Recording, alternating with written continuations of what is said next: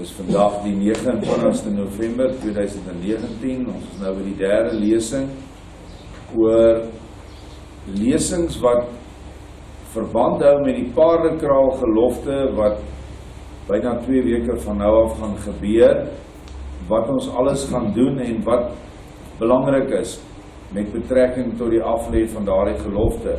Daar is baie inligting gegee oor hierdie 3 gelofte situasie. Dit is die Bloedrivier gelofte, die Gilgal gelofte wat hier agter ons opgerig is, en dan die Paardekraal gelofte. Hoe hulle in mekaar steek, het ons nou gesien. En asseblief, wanneer ons dit hier lees, moet jy alles innerlik op jou trek. Alhoewel ons na die fisiese terrein toe gaan. Wanneer Vader hier praat, praat hy nie eintlik van die fisiese terrein nie, hy praat van die innerlike, waarvoor die innerlike staan.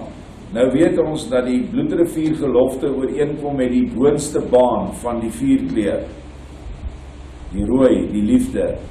Ons weet dat die blou baan, die waarheid, vrede, is die Gilgal gelofte wat nou gemaak word, of gemaak is, en die wit baan gaan die Paardekraal gelofte wees, wat op een of ander stadium gaan Vader die volmaakte of volkome herstel bring. Want op die oomblik is die baan, die wit baan nog geskei, soos ek julle gister gewys het, deur die swart en geel pyl van die bose, wat Satana is, wat die wit baan, die Heilige Gees baan, of die kragbaan, want dit is wat oos is die krag, nog steeds verdeel hou. So ons het nie krag nie. En is interessant dat die laaste klomp boodskappe gaan presies oor julle het nie krag nie, maar julle kan nie vergewe nie. Julle het nie krag nie, want julle kan nie ophou klippe gooi na mekaar. Hoeveel boodskappe in die laaste week handel net daaroor, en ek kies toe nou die ene vandag, en dieselfde boodskap. Net gegee op die 19de van die 2de van hierdie jaar, amper 10 maande gelede. My Davidskind, dis Openbaring 90 aan Daniel, Rommelaar, my Davidskind, skrywe vir my dogter van Sion, my Sion. Nou, in al die boodskappe wat Vader nie net vir Daniel gee nie, maar ook vir die ander, en dit kom veral deur in Lukas van Houtse werke, is dan, wanneer hy van die dogter van Sion praat, dan praat hy die algemene dogter van Sion, bruid, wat oor die hele wêreld versprei is, maar nog nie hier is by die bruiloft. Maar wanneer hy van my dogter van Sion praat, dan praat hy van ons hier in Suid-Afrika, en meer spesifiek die gemeente dogter van Sion, waarvan ek hoop almal wat hier sit is al lede is. Maar nou die ding is met ons, dogter van Sion, daar is nie 'n lidmaatskap register nie. Jy kan nie hier na iemand toe kom en jou naam opgee en vorm invul en nou is jy lid nie. Jy word lid deur die feit dat jy jouself eien as iemand wat Joshua se bruid wil wees. Dan word jy deel van die een dogter van Sion. Dis so eenvoudig soos dit. Dogter van Sion in ons taal is die vrymeisie.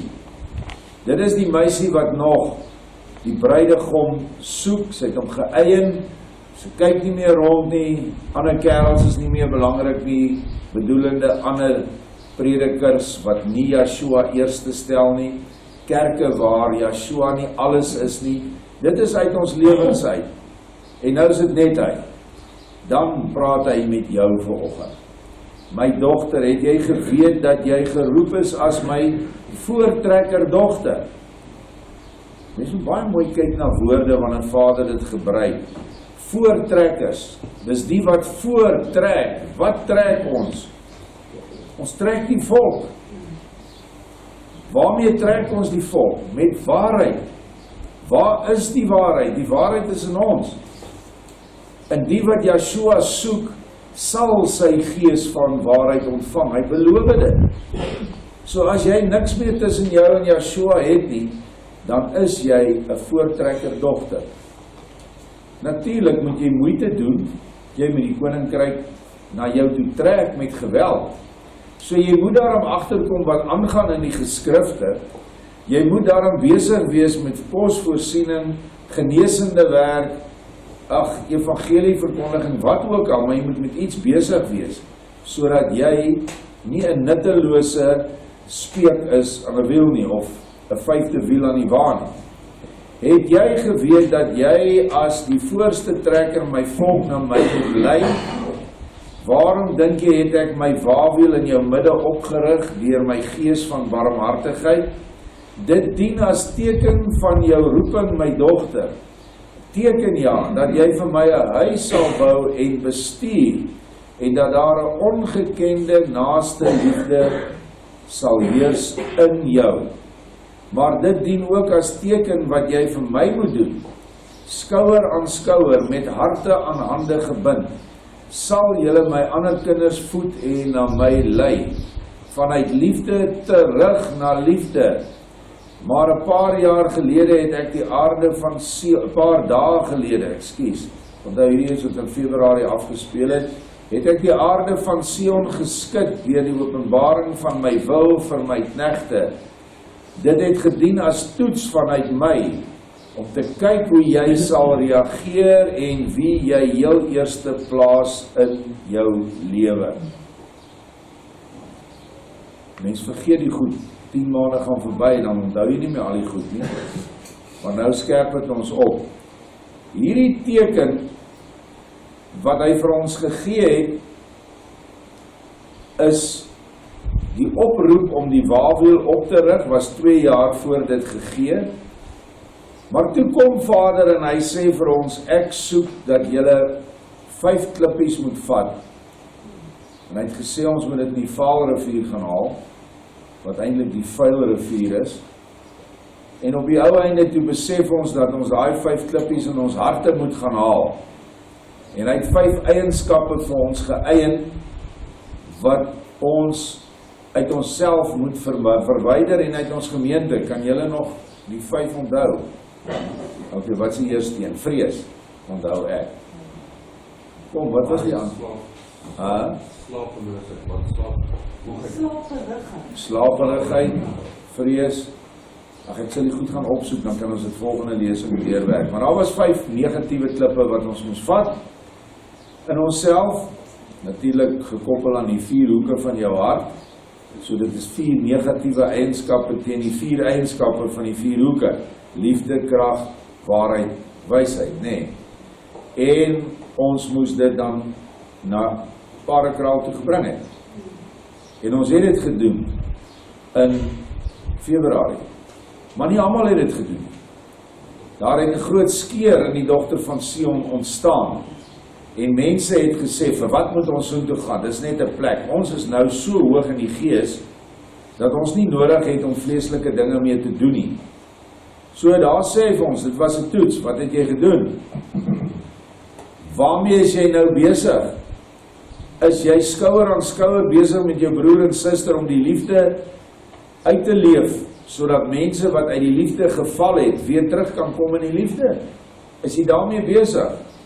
As jy daarmee besig is, en ons is almal sondig, en ons kan nie onsself op die skouer klop nie, want ons is tot niks goed in staat nie, slegs die gees in ons is tot iets goeds in staat. So wanneer jy en ek iets goeds doen, waarom moet ons geprys word? Want is die gees wat geprys moet word.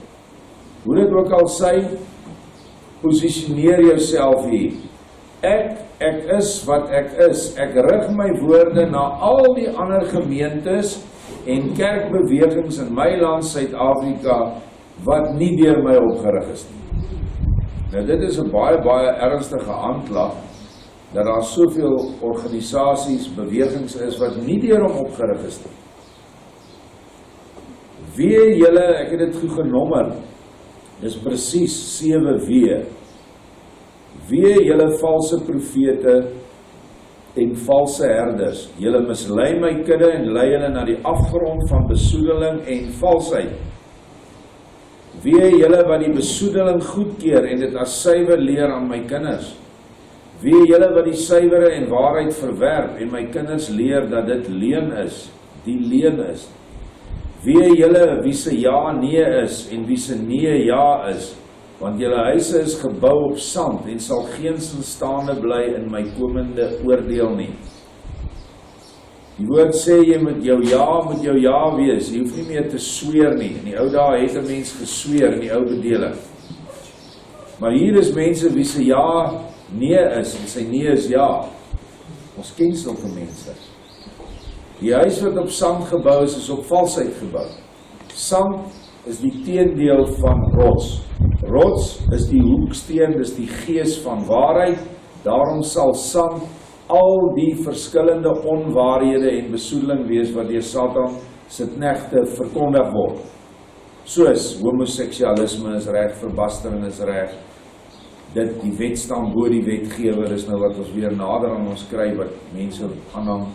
Anders sê die wet is nie meer is tot nie. Anders sê die wet is aan die kruis vasgespijker en die ander sê jy moet net glo. Al daardie is sand waarop jy jou innerlike huis bou.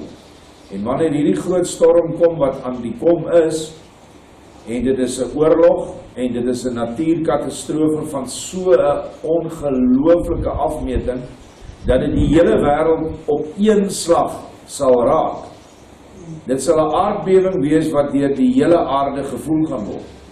Hy sê dit, hy het al baie oor hierdie katastrofe uitgewy, wat veroorsaak gaan word deur 'n groot ster, wat baie naby aan die aarde sal verbygaan, in kosmiese terme, so naby dat al die vullis en die gemors wat in die ruimte aan hierdie ster vasgeplak het, wat in sy aura amper is, hy gaan dit op die aarde neergooi, wanneer hy verby die aarde gaan. Daar gaan duisternis wees, daar gaan 'n geweldige val van meteoriete plaasvind. Dan praat hy van 'n groot berg wat in die see gaan val. Gaan lees alles in Openbaring. Maar dit is ook alles waar in die gees. En die vraag is, wanneer hierdie uitstorting van die toren van Jahwe plaasvind, gaan jy sterk genoeg wees hier binne om dit te kan hanteer? Gaan jy nie bevrees raak en ook wil doodgaan? So, dis wat hy sê van hierdie sandgemeentes. Vers W5, julle wat die liefde verkrag deur julle eie hoogmoed en eersug. Wee julle wat my gees laster, ja, julle wat weet, maar steeds verwerp en verder gaan en siele tot struikeling bebring. Wee julle wat verbastering preek en homoseksualisme bedrywe. Hierdie is Vader se woorde.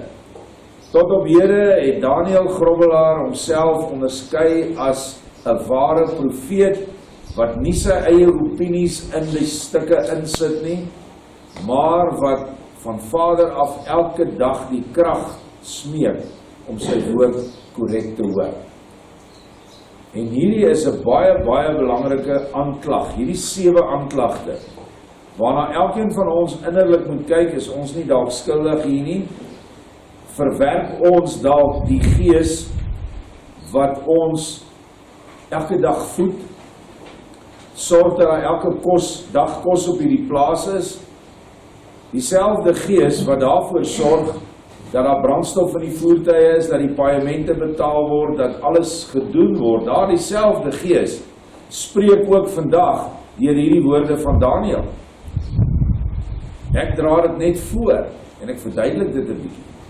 Maar as jy hierdie gees laster, en ongelukkig het dit begin toe Vader die groot toetse gebring het hierdie jaar, toe word hierdie gees erg gelaster op die plaas self en vanuit die midde van ons gemeente. Maar hy sê, pas op, daar's nog tyd om te draai. Klaar met die 7 weer, hy sê, en dit sê ek, die almagtige Skepper, julle verskonings dat ek julle so geskape het, is dwaas en is 'n manier om die gewete in julle te smoor, wat julle gedurig aankla. My wet is ewig, omdat ek die wetgewer is. Ek verander nie en net so ook my wet van liefde en apartheid. Sy wet kan nie verander nie. Hy het ons geskape as man en vrou, dis waarna hy verwys in hierdie paragraaf. En jy kan nie besluit om dit te verander nie. Net so min as wat jy kan besluit om dag en nag om te keer. Of om die wind te stop. Jy kan nie. Maar die mens het dit nou reg gekry. Hoeveel geslagte is daar nou? Ek op stadium was daar 3, nou is daar baie meer. Nee? Weet julle nie? Iets gehoor amper iets soos 20. Verskillende geslagte. Mense het totaal en al mal geword. En onlangs het iemand met 'n hond getrou, nee. En die ander een het laasweek met haarself getrou. Totale sandhuise. Gebou op sand, op drek. Esegiel sê dit mooi, Vader kom na Esegiel, hy sê, gaan en bak vir jou garskoeke op mense drek. Die woord daar is nog erger in die Hebreeus. Dis die plain woord wat ons praat daarvan. En arme Esegiel sê, ag Vader, ek sal dit doen, maar kan ek nie asseblief die mense drek verander na beesmis nie? Sê Vader, goed, omdat jy 'n koeie getrou het, net sal ek dit doen. Maar die simboliek bly dieselfde. En dit is menslike leerstellings wat uit die binnekant van die mens uitkom, wat niks verbind is of verband hou met Vader se woord nie. Soos byvoorbeeld, jy moet glo aan 'n algemene heilige Christelike kerk. Waar staan dit in die Bybel? Dis in elk geval 'n stupid stelling. In taalkunde sal so iets eintlik nie aanvaar kan word nie, want heilig is apart en algemeen is presies die teenoorgestelde. So ek glo aan 'n aparte, algemene, oop, liberale kerk. Hoe werk dit? In elk geval, ons is daarom al uit dit uit, maar ons moet die boodskap aan ons broers oordra. Dit sê ek ook aan julle opstandiges en dwaase, ek doen wat ek wil volgens my wysheid. Skryf my nie voor hoe ek sekere dinge moet doen en wanneer nie. Wie is julle om julleself bo my te probeer verhef? Wie julle wat diegene wat ek aangestel het bespot en belaster? Julle is ver van die waarheid. Paardekraal, bloedrivier en Gilgal is nou verenig en ek sal julle bymekaar bring, my oogappel volk. Dit sê ek ook direk vir my hele volk. Die dogter van Sion is deur my opgerig, is deur my aangestel en deur my verorden om julle te laat ontwaak. Die dogter van Sion is my voorloper gemeente, my voortrekker dogter. Ek sê dit nie. Die Vader sê dit. Ons dierbare Vader wat hierdie boodskap vir Daniël gegee het, sê dit. Ons het 'n gelofte afgelê dat ons 'n huis vir hom sal bou. Ons het 'n gelofte afgelê dat ons vir hom 'n boek vir sy volk sal gee waarin die waarheid so naby as moontlik sal kom. Ons was 25 jaar daarmee besig met alles wat ons gedoen het. Geen ander gemeente het sy huis aangebied vir haweloses of vir mense wat geestelik in 'n woestyn is nie. In 2003, 23 September het ons daardie gelofte afgelê. Nou, as jy vir iemand wat jy ken sê, hoor jy my huis is beskikbaar, kom in. Dan sal jy mos 'n dwaas wees om nie die aanbod te aanvaar nie. Veral as jy iemand is wat baie hawelose kinders het. En ons het vir Vader gesê, Vader, ons plek is hier. En toe sê Vader, maar ek het baie kinders wat plek soek. Ek aanvaar julle aanbieding. Word ons nou gehaat daaroor? Verskriklik, erg. Hierdie plek word so belaster. Ons groepies word genoem vrotbroodjies. Geestelike misleiding ensovoorts. Maar ons het gedoen wat geen ander gemeente gedoen het nie. Ons spog nie hieroor nie. Ek is nie nou verhef oor dat ek nou iets belangriks is nie.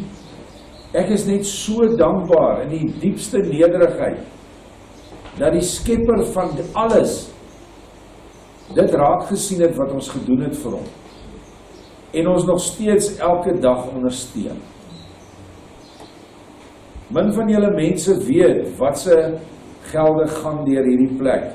Veral in die afgelope tyd, hoe Vader ons nou so kragtig seën met voertuie, met alternatiewe elektrisiteit oplossings vir die tyd wat kom.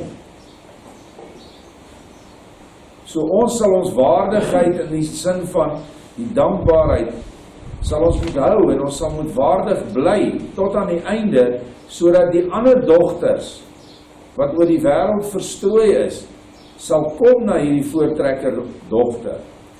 Maar julle kan ons nou dink, hierdie voortrekker dogter kan ons nou nie met 'n sjoebroekie en 'n sigaret in die mond en 'n drankbottel in die hand. Ek praat nou maar net sommer net so hoe mense nou 'n slet voorstel. Ek sal nie soos 'n slet deur die lewe kan gaan nie. Ons sal onsself binne hierdie orde moet indwing en daar bly. En dis nie maklik nie, die wêreld se aantrekkingskrag is sterk. Maar dis hoekom hy vir ons die ekstra en die addisionele krag gegee het. Ons moet net vra daarvoor.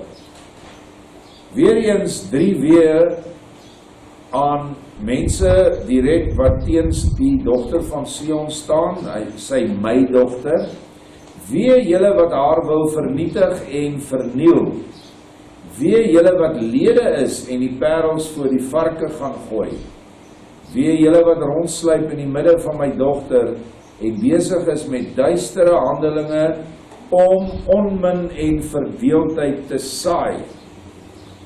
Weereens moet elkeen van ons in hierdie dogter, die voortrekker dogter, vir haarself vra, waar staan ek? Is ek 'n vredemaker? Of is ek 'n onminsaaier? Sluip ek rond?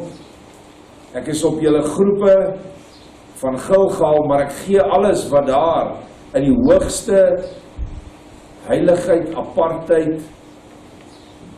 Dis 'n binnehuise ding. En jy gaan gooi dit, nie net in die oopte nie, maar op die vyand, wat hulle self opgestel het in die dogter van Sion, jy gaan gooi dit op hulle groepe. Baie mense vra vir my, sit jou gebede op, wanneer jy begin, die gebed waarmee jy open. Ek kan nie, want ek weet nie watter van hierdie verraaiers in ons midde gooi dit voor die honde en die varke nie. En wanneer 'n mens tot Vader bid, is dit 'n geweldige, kragtige verbinding met die hemelse. En as jy sit en luister na dit, en jou hart is ook eens, en jy gaan in jou gedagtes ook op na Vader, dan is dit 'n ongelooflike kragtige ding wat plaasvind hier in hierdie vertrek wat opgaan. Maar wanneer hierdie goed sommer net willens en wetens op groepe gegooi word, en daai gebede is daar, dan tast dit Vader se eer aan, en dan tast dit jou oorspronklike versoek in die oorspronklike toestand waarin jy was. So ek sê dit net vir die mense wat nog vra dat ek dit moet doen, ek kan nie. Kyk wat het gebeur met die boodskap en die gebed vir 'n broer, wat ons op daai wiel opgedra het aan Vader, want die vyand het hulle mes invrol. Dit word net deurgetrek. En hier noem hy dit. Dis parels. Ons moet pasop om parels nie voor varke te gooi nie. En ons moet uiters versigtig wees, veral vir die diepere waarhede. Want ek dink baie van die mense wat nou deur hierdie goed, daar's nou maar altyd die belhamels wat ons wil vernietig, maar die arme mense wat nou net basies 'n klop oorlei het, maar hulle weet nie waar die bel hang nie. Dis hulle wat skade kry. Dit is hulle wat dan die babatjie met die badwater uitgooi. Die babatjie is Yeshua, want hulle verstaan nie die water nie. Hy gaan aan, hy sê, ek het klaar vir julle gesê en gemaan om te vergewe en mekaar te genees.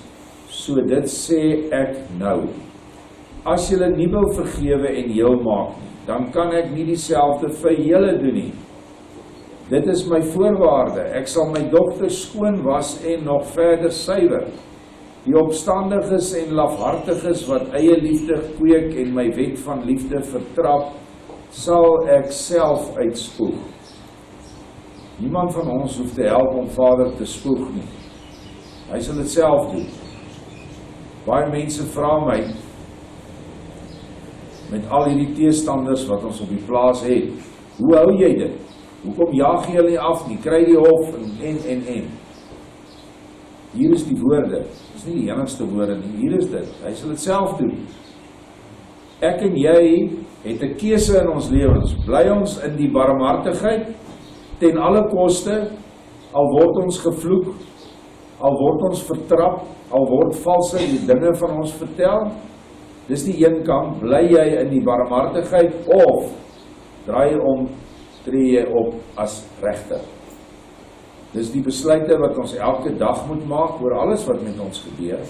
En ek sê nie, daar is nie tye waar jy besluite sal moet maak nie, want die woord sê, as jy oordeel, sorg net dat jy oordeel regverdig is. Dis baie belangrik, gemeet aan Vader se standaarde. Maar in die algemeen moet ons net in die barmhartigheid bly, en hy sal self ons slagveld vir ons hanteer. Engels, we will fight the battles. Daar sal nie met my barmhartigheid gemors word nie. Ek is geduldig, maar versoek en tart my nie. Hierdie is jou finale waarskuwing, my dogter van Sion. Verenig 'n naaste liefde voor my en hê my lief bo alles. Baie ernstige oproep van die dogter van Sion se kant wat nog vandag hier sit en luister na hierdie woorde, het ons werklik alles probeer. Ongelukkig is daar nog nie volkome eenheid nie. Wat moet 'n mens meer doen? As jy 12 keer gegaan het na iemand toe, met geskrif, met fisies mense, gaan praat het, en die mens sê nee, dan moet ons aangaan. Dit is maar net so. My knegt het ek beveel om in afsondering te gaan met my vir my doel. As dogter van Sion gemeente is ek en net ek julle ewige leier en koning. Nou, dit was in die tyd wat Vader my weggestuur het vir 40 dae, wat hy hiervan praat. Hy gaan aan, hy sê, nou luister jy na my, ek het gesê dat julle nie ligtelik moet omgaan met Bloedrivier, Gilgal en Paardekraal nie. Ek het gesê dat julle nie halfhartig moet bid en seën nie. Gaan voort om my opdragte uit te voer en my volk te seën en te voed, en wees 'n moeder vir my ander kinders. Maar voorwaar sê ek vir jou, verenig nie in liefde soos ek jou beveel het nie, dan sal my geregtigheid intree volgens my wet van sonde en versoening. Elke ene moet homself hier meet. Praat nou nie van die nuwe mense wat nie verstaan wat Bloedrivier, Gilgal en Paardekraal is nie. Baie mense kom hier aan en hulle nog nooit van Bloedrivier gehoor nie. Ek het al 'n man hier gehad wat 42 was, en hy het nog nooit gehoor van die Boervolk gelofte nie. Praat nie met julle nie, ons praat hier met mense wat hulle self sien as om een te word met Yeshua. En hier sê hy die drie, die rooi, die blou en die wit baan van jou innerlike hart moet verbind wees met die reguit groen baan, die geloof. Dit is wat hy hier vra. Is jy in jou daaglikse wandel 'n moeder vir die ander kinders, of is jy 'n stiefmoeder, 'n lelike, aaklige stiefmoeder? Wie was die lelike stiefmoeder? Was dit Aspoestertjie? Een van hulle, né? Daai storieetjies. Sal nog by daai storieetjies ook uitkom. Mooi, diep innerlike waarhede. Dit is wat ons moet vra. As ons vandag, of hierdie is die laaste dag van die week, en 'n ou vriend het dit altyd gesê vir die ou pastore wat hom vra, is jy wedergebore? Jy jou hartjie vir Jesus gegee? Dan vra hy onmiddellik, hoeveel mense het jy die week kos gegee? Jy het hulle klere gebring. Het jy was in die tronk gewees? Die mense besoek. Toeps, draai hulle om en stap weg. Al die mooi woordjies moet mooi dade opby. Anders is dit net mooi woordjies. Dis maar wat elkeen van ons wat hier luister vanmôre moet vra, waarmee is ek besig? As ek nie finansiëel in staat is nie, as ek nie fisies in staat is nie, bid. Dis die grootste en belangrikste ding wat jy kan doen, bid. Soos ou Tannie Marie, né? Wat is die ou Tannie wat dood is? Wat so gebid het uit die boek uit, Tannie Martie. Sy het 'n oefeningboek gehad, en as sy begin bid, ek weet nie hoe lang werk sy deur daai boek nie, kan dalk 'n uur wees. Maar elke mens is op daai ding, elkeen se probleme. En almal het daar gebel en sê, ag tannie Martie, bid vir ons.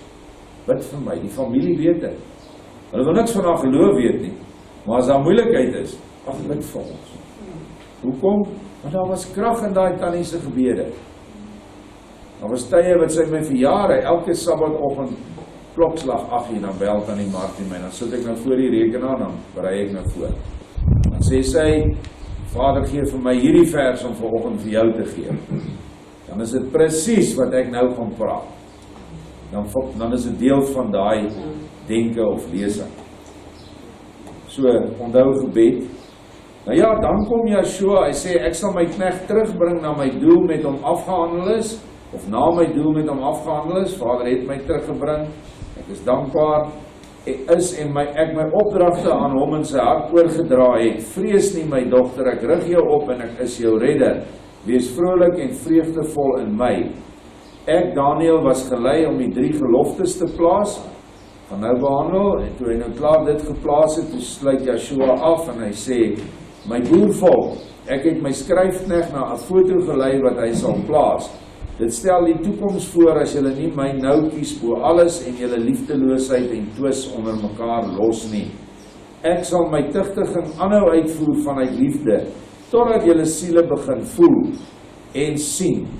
Hoor wat ek spreek, ek is wat ek is, Yahweh. Die voorwaarde is gestel. Kies my en gehoorsaam my gebod in liefde, en ek sal jou uitred en na die beloofde land lei. Die beloofde land in die ou tyd het begin met 'n klipwielpakking, het begin met die Pasga, het begin met die besnydenis. Die geestelike ingaan in Kanaan, nou aan die einde van die tyd, gaan ons nie in 'n fisiese landstreek in nie, ons gaan in 'n geestelike gebied in, ons gaan in 'n geestelike vlak in 'n dimensie waarin ons nie nou kan sien nie. Nie in die 4de nie, maar in die 5de dimensie. Want Satan is in die 4de en ons is in die 3de dimensie. En dit is dan ook by 'n waawiel wat hy dit gaan doen. Dit is ook waar die Pasga gehou moet word in jou hart. Die bloed moet aan jou deurposte van jou hart gesmeer word. Dis Yeshua se bloed. Jy moet erken dat hy jou verlosser is. En dan is jou hart besny. En met 'n besnede hart is al manier hoe jy in die ewige Kanaan gaan inkom. Met 'n vleeslike besnydenis gaan jy daar nie daarin kom. Slegs 'n geestelike besnydenis. Ja, ek het die geloftes net ingesluit vir elkeen, sit dit tog in julle skrifte en hou dit daar vir verwysing, want ons gaan nou weer hierdie geloftes binnekort gaan ons hulle aflê. Nou die eerste een is die bloedrivier gelofte nog in die oorspronklike Hebreëus, Hollands, die oorspronklike taal wat die boere gepraat het in 1838. Die Paardekraal Gelofte is eintlik 2 dele en dit bestaan uit die Wonderfontein deklarasie wat ek goed gedink het om nou hier te sit. Dit is maar net die aanloop en die geskiedenis kort opgesom. Maar die tweede deel is die gelofte, baie kort, heel onder wat ons gister gelees het. Dis die eintlike gelofte wat ons gaan aflê. Maar die deklarasie is om te verstaan wat het gebeur. En dan die Gilgal gelofte wat ons dan almal op 15 Julie by die klipwiel afgelê het. Maar wat vir ons gegee is op 29 Oktober 2008, hier in Pretoria, toe ons 'n ding kom doen het vir Vader, is die laaste gelofte. En niemand verwag van jou om hierdie gelofte hardop af te lê en jou hand op te steek of wat ook al. Hierdie gelofte gaan jy in jou binnekamer in. Jy gaan in jou hart in. En jy vra vir Vader, kan ek hierdie ding doen? Vader, het ek die vermoë en die krag? En as ek dit nie het, nie gee dit vir my. En dan lê jy die gelofte af waar jy jou lewe sal gee om Vader se kinders te help. En nie so baie mense wat hierdie gelofte gelê het al vergeet wat dit beteken om jou lewe te gee. Het is maklik om te sê, ja, ek sal my lewe gee en ek is op die strydveld en boef, hier skiet iemand my dood. Goed, daar het ek my lewe gegee. Maar sal jy jou kar gee? Sal jy jou huis gee? Jy met 'n huis met hoeveel oop kamers? of soos ek gehoor het vanmôre van 'n man wat daaronder by die see, so pas sy huis van 40 miljoen klaar gebou het, en hulle is nooit meer as 10 dae, lyk my in 'n jaar daar nie, in die huis nie. Sal jy daai huis gee? Sal jy hom verkoop en die 40 miljoen vir jou volk gee? Dis die vraag wat Vader vra. Jy moet jou lewe vir my gee. En so baie van ons mense wat hierdie gelofte afgelê het vergeet wat hy gesê het. En dit is 'n laster teen die gees. En dan sal hierdie weer oor jou kom wat hy in hierdie boodskap gegee het. En ons moet baie ernstig wees dat ons nie 'n wee jou het teen jou nie. Want wie is die een wat daai wee jou gee? Dis hy wat alles wat bestaan slegs uit hom uit. Ek is maar baie versigtig vir hom, ek vrees hom. Nie in vrees nie, maar in eerbied. En 'n mens wil altyd graag, en ek weet elkeen wat bruidskap nastreef, wil graag die Vader, hy moet dankbaar wees, hy moet sê, mooi so my kind. Soos enige kind vir sy ouers. Ons lekker as mamma of papa op vas en sê, Jessie, maar jy het nou vir my 'n mooi werkie gedoen. En hy doen dit. Hy doen dit met 'n droom, hy doen dit met skrif, hy doen dit met iets, of iemand stuur hy na jou toe. So maklik, so lig is die las, maar ongelukkig sien ek die mense pak rugsakke op hulle rug deesdae, rugsakke van ek weet nie wat nie. My las is lig en my juk is sag. Het ons in gister se lesing gekry. En dit is net ene. Wees lief vir jou naaste en vergewe hulle en kry die ou koeie uit die sloot uit. Nee, sit dit terug in die sloot en maak dit toe. Ekskuus. Dis wat ons doen, al daai ou goed. Nou ja, dis wat ek net wil sê op hierdie stukkie, is daar iets wat iemand wil bysit? Kom ons sluit dan af.